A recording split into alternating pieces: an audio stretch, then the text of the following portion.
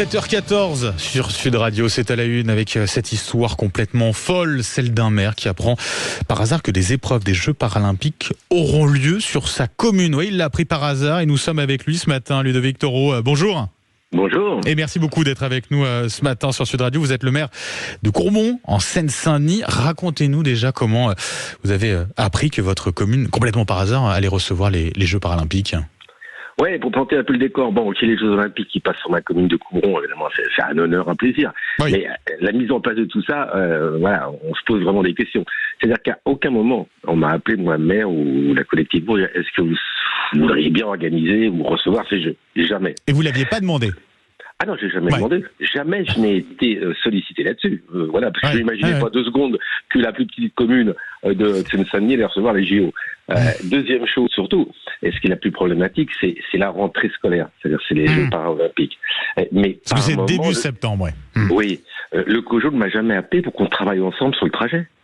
C'est-à-dire qu'il m'a imposé un trajet, d'accord, qui coupe la ville en deux. En fait, excusez-moi du terme, qu'il va mettre un bordel sans nom, parce que c'est la rentrée scolaire, il n'y aura pas de bus, enfin tout ce qui va avec. Ce que je reproche, c'est pas le fait que ça se passe chez moi, c'est que par un moment, le COJO va me dire, monsieur le maire, on le fait chez vous, ça vous dit comment on s'organise, comment rien. C'est-à-dire que le comité d'organisation des Jeux ne vous a à aucun moment contacté pour me à demander ce sujet. Non. Après, ils sont venus me voir, c'est sûr qu'il y a à peu près un an, ils m'ont dit, on va faire ça chez vous. Elle est belle l'histoire, mais depuis, qu'est-ce qui s'est passé? Rien, ils ont tracé eux-mêmes le tracé. C'est-à-dire, je n'ai jamais été volontaire, jamais ils sont venus me voir pour me dire comment on fait. Est-ce qu'on travaille ensemble? Parce que cette route, c'est une départementale, elle traverse ma ville de part en part. Elle va tout bloquer. Enfin, là, je vous dis, j'ai vu le Dazen, je vois les transports, moi, je les vois un par un. Je me dis, mais comment vous allez gérer ça? C'est ingérable. La problématique. Et du côté des bus, on vous dit très clairement, on va être obligé d'arrêter, quoi. Ah, mais il n'y a pas de bus, de toute façon. Si vous voulez, ça traverse, il y a une zone rouge, en fait, une zone où personne ne peut sortir de telle heure à telle heure, et en fait, toute ma ville, pratiquement, est en zone rouge. Je vais dire aux gens, en fait, qui ne pourront pas aller travailler comme ils le veulent, à l'heure qu'ils veulent, qui pourront pas prendre le bus, les collégiens ne pourront pas prendre le bus, les lycéens non plus. Enfin, voilà, tout ça, ça se prépare. Surtout, autant quand une épreuve olympique, il se passe dans un stade, dans une piscine, mais là, c'est dans une ville. Et c'est donc pas le comité d'organisation qui vous a prévenu? Non, celui qui m'a prévenu, alors je vais vous dire... C'est un élu, c'est un autre élu. Ouais, je vais pas dire son nom aujourd'hui, mais enfin bon, on est 14 maires, on se voit tous les lundis, et un matin, il y a un des maires qui me dit, écoute, ça passe chez toi. Ah bon? Ah je suis content que tu le saches. Donc voilà. Ça a été la grosse surprise. Voilà, c'est bien, je te dis, c'est bien que toi, tu me dises, toi, maire d'une commune voisine, qui va voir les JO chez moi, j'aurais bien aimé que le COJO, je sais pas, vienne me voir, me dise, peut-être que j'aurais dit, c'est pas faisable, tout simplement, ou alors régler les problèmes avant. Mais là, non.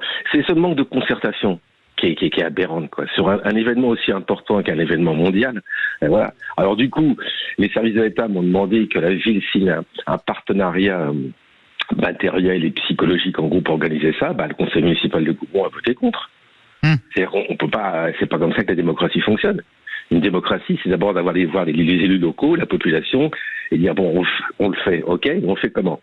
Non, c'est une gestion purement ascendante qui descend vers nous, ils vont régler les problèmes. J'ai l'impression qu'il y a un mépris, vous vous sentez méprisé très clairement, vous en tant qu'élu de terrain? Mais attendez, c'est pas seulement au niveau du COJO. C'est-à-dire qu'aujourd'hui, on parle beaucoup des maires et tout ça, mais on s'occupe pas des maires. On les entend pas, on leur donne plus d'argent pour gérer leur ville, enfin. Ouais, les maires, on est maltraités. Et ça, c'est un peu une caricature. Alors, c'est sûr, les JO, c'est super pour ma ville, je dis pas le contraire. Mais à un moment, un peu de concertation et de participation.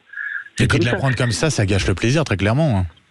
C'est difficile de s'en réjouir comme ça sur le moment, quoi. Parce que, je vais vous dire, je sais pas comment ils vont gérer ça. Aucun bus, le Dazen qui me dit, j'ai demandé de reporter d'une semaine chez moi la rentrée scolaire pour pas mettre trop de pagaille. Ça a été refusé par le Dazen. Je lui dis, vous allez régler les problèmes. Vous allez garder des enfants si vous voulez faire des centres de loisirs. C'est à vous de gérer ça maintenant. Vous avez voulu tout seul mettre ça en place, vous assurez cela. Je ne suis pas contre parce que j'ai réuni toutes les associations sportives et culturelles et on va faire des événements évidemment pour les mômes, c'est super de voir les Jeux Olympiques. Mais par contre du côté technique, comme vous avez pris la décision à la fois de le faire mais surtout de tracer, vous allez assumer. C'est tout, c'est clair. Est-ce qu'ils assument? puisque c'est pas de ma compétence, puisque au début on n'est pas venu me voir, et c'est de votre compétence, et ben on va faire une réunion publique avec la population, ils vont expliquer comment ils vont faire pour sortir chez eux, pour aller faire les courses, pour aller chez le médecin, on fait toutes ces choses-là, toutes les choses du quotidien. Surtout de rentrée septembre, c'est la rentrée de septembre, quoi, c'est pas n'importe quelle semaine. Et c'est sur une semaine, c'est pas une journée. Voilà, c'est juste un. Ce sera du 4 au 7 septembre, et puis pour les épreuves, en l'occurrence de paracyclisme sur route. Ils s'entraînent déjà. Si vous voulez, on ne pourra pas reporter, c'est impossible de refaire un principe, puisque il y a déjà des équipes d'Allemagne qui s'entraînent chez nous. On les voit passer. C'est un événement mondial, c'est un événement extraordinaire.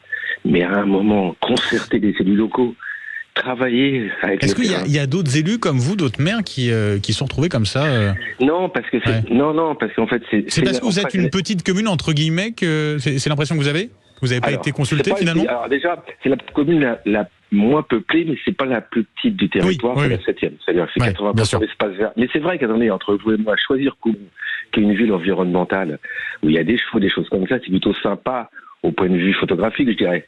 Vous voyez ce que je veux dire? On va pas faire que dans la ville, parce que ça passe dans 2 autres villes. Ça part de Clichy-sous-Bois, ça passe par Coubron et ça passe par Courtry. Et sur passer par Coubron, pour ceux qui connaissent Coubron, ben voilà, c'est des espaces verts, c'est des choses comme ça. Donc c'est sympa au point de vue visuel.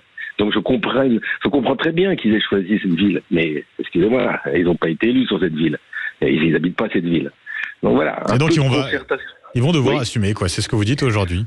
Excusez-moi, si on avait travaillé ensemble au début, d'accord. Si on aurait pu me poser la question. Comment on organise plutôt que m'imposer un trajet.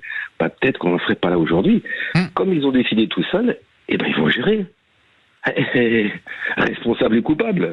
Nous allons de notre côté, avec les associations, préparer cet événement sportif avec les enfants, faire des programmes, des choses comme ça, mais eux, va voir qu'ils gèrent tout ça. Les transports, les collégiens, les lycéens, les gens qui prennent le bus, qui prennent le RER pour aller au travail, comment ils vont faire? Bien sûr. J'ai rencontré le directeur de Transdev, donc qui a la gestion des transports en commun. Ils n'ont aujourd'hui pas de solution.